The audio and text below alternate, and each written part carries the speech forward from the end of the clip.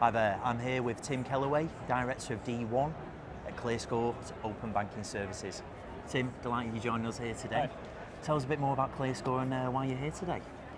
Yeah, so ClearScore's got about 14 million users in the UK, and over time we've had over 2 million people connect their bank data to ClearScore. So ClearScore's mission, if you like, in open banking is to try to drive up the use of open banking in the lending industry.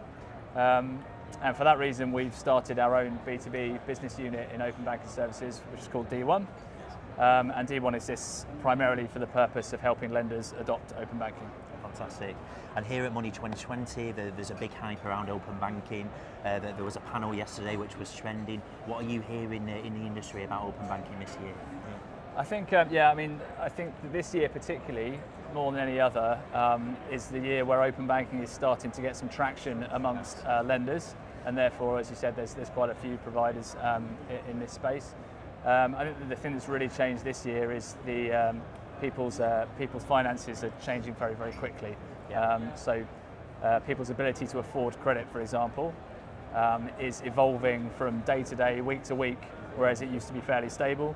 And therefore, in the lending industry particularly, the ability to understand if people are going to be able to repay, the old methods of doing that can't be relied upon anymore, hence everybody's looking towards open banking as a solution. Fantastic.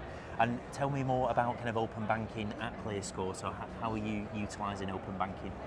Open banking at ClearScore, obviously we've created D1 as a B2B, standalone B2B business as part of the ClearScore group, which means that we're able to supply open banking services to ClearScore as a free credit score and report app, and to the users on ClearScore so that they can connect their bank accounts.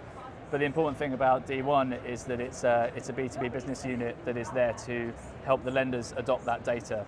So if you like, we become a supplier specialising in using open banking data for the purposes of lending use cases. Fantastic. And I think data is such an important kind of buzzword, certainly within the industry as well. So tell me kind of, what's unique and why it's so important to kind of utilise, the data that ClearScore are able to provide. Yeah, I mean, the important thing in open banking data is that whilst it's noisy data, right? It's transaction data that comes straight out of banks. And I think a lot of the difficulties in adoption have been because people aren't able to make sense of it. So the ability to turn that into something that can make a risk decision or help make a risk decision, or help get a very clear picture of someone's income and expenditure, it's all there in the data. It's just about being able to sort of make it intelligible, and that's what D1 exists for. Fantastic. The granular detail and getting in there, for sure. And we talk a lot, I think certainly in the UK in open banking around use cases. Are there any that particularly, come to mind that highlight that you think are real kind of success stories here? And I think this is all part of the same challenge. So to leverage bank data in credit decisioning, there is doing it as part of an application process, which is where you prompt the user to connect their bank data and then you use it in the decision itself. But there's a lot more to the credit acquisition ecosystem than just an application stage. Like, that's the bottom end of the funnel, right? So earlier on, you need to be able to give people quotes. You need to be able to give people an indication of whether they're eligible for credit. And that means that if you're going to use open banking to make that decision, you need to be able to use that in the marketplaces and in the introducer channels. And that's been notoriously very difficult to achieve because there's a bit of friction in the process when the user has to connect their accounts, and then thereafter you have to make all that data available very, very quickly to the lenders to decision against. So it's not just about making sense of the data, but it's also about being able to solve for those use cases by having technology that is fast enough and responsive enough that you can give it to a lender, get a decision back, put it in front of a user, and let them proceed through the process. Fantastic, good stuff. And in terms of the UK, we've kind of hit that 5-year mark now of open banking. Any predictions? Where do you see the vision going?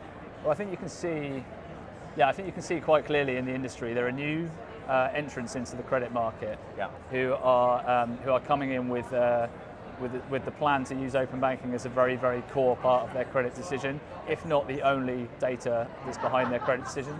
And I think that's the material change that we're seeing now that we haven't seen in previous years. And those guys are going to be able to compete in different ways versus the incumbent lenders, Yes. Because they're not reliant on traditional credit bureau data, or at least not reliant upon only traditional credit bureau data. So they're able to open up who they lend to into different risk segments without taking on additional risks, so with no risk of greater losses, or they're able to price more effectively. And in general, they're able to compete in channels and get a foothold in the market through using open banking.